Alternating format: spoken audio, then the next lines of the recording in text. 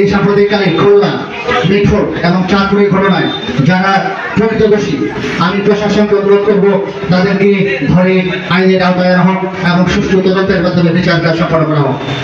যেসব পরিবারে ফ্যাসিস্টদের কোন সদস্য আছে বা ফ্যাসিস্টদের দোষর ছিল, সে সকল পরিবার থেকে বা সেসব লোকদেরকে আমরা নতুন সদস্য দিব না।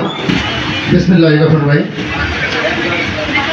আমার প্রাণের ইউনিট শ্বেতাঙ্গন পৌর বিএনপি কর্তৃক আয়োজিত বাংলাদেশ জাতীয়তাবাদী দল বিএনপির নতুন সদস্য সংগ্রহ এবং নবায়ন কার্যক্রম 2025 এর উদ্বোধন অনুষ্ঠান।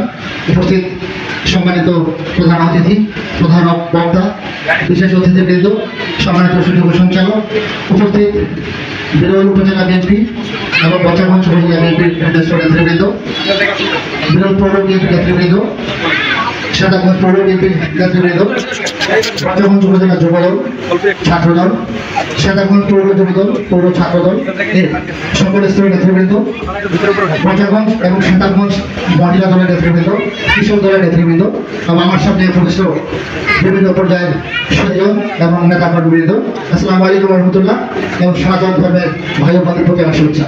শ্বেতাঙ্গঞ্জ তথা বচাগঞ্জ বিএনপির একটি অন্যতম সৌন্দর্য হলো এই যে মহিলা দলের উপস্থিতি। বিগত দিনে আমরা যতগুলো আন্দোলন সংগ্রামের প্রোগ্রামে গিয়েছি, আমি সবসময় বচাগঞ্জ মহিলা দল এবং শ্বেতাঙ্গঞ্জ মহিলা দলকে পাশে পেয়েছি।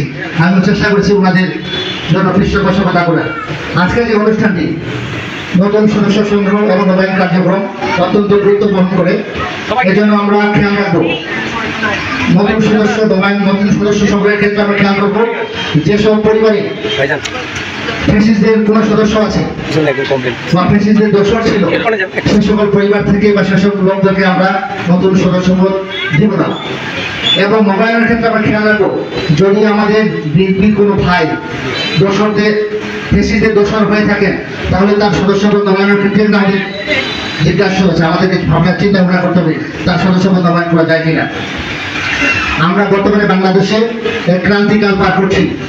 যখনই আমাদের মাননীয় প্রধান উপদেষ্টা ঘোষণা দিলেন নির্বাচন কমিশনের মাধ্যমে যে ডিসেম্বরের মধ্যে নির্বাচনের সকল প্রস্তুতি সম্পন্ন করতে হবে, তখন থেকে এই ষড়যন্ত্রের মাত্রা জোর বেড়ে গেল। আমরা এরপর থেকে মিডিয়া ট্রায়ালের শিকার হচ্ছে প্রতিনিয়ত।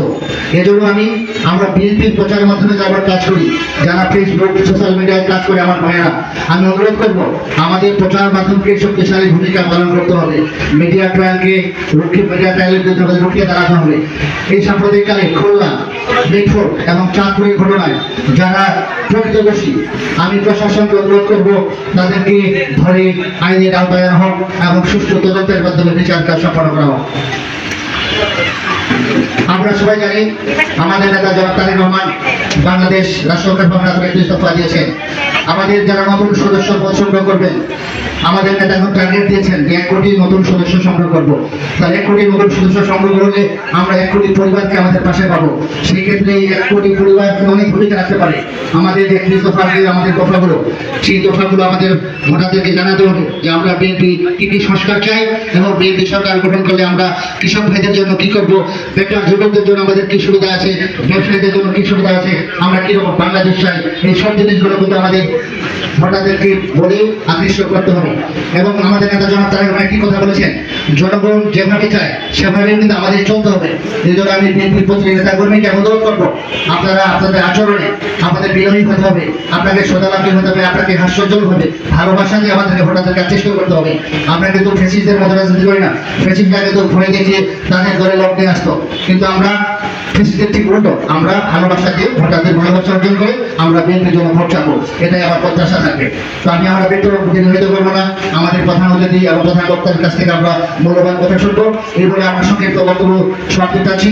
শহীদ রাষ্ট্রপতি জওহরলাল দেশনেত্রী দেশমাতা বেগম খালেদা জিন্দাবাদ, আমার নেতা আমাদের সবার নেতা জনাব তারেক রহমান জিন্দাবাদ এবং শ্বেতাঙ্গন পৌর বিএনপি জিন্দাবাদ। আসসালামু আলাইকুম ওয়া রাহমাতুল্লাহ। ধন্যবাদ জনাব ইসলামকে।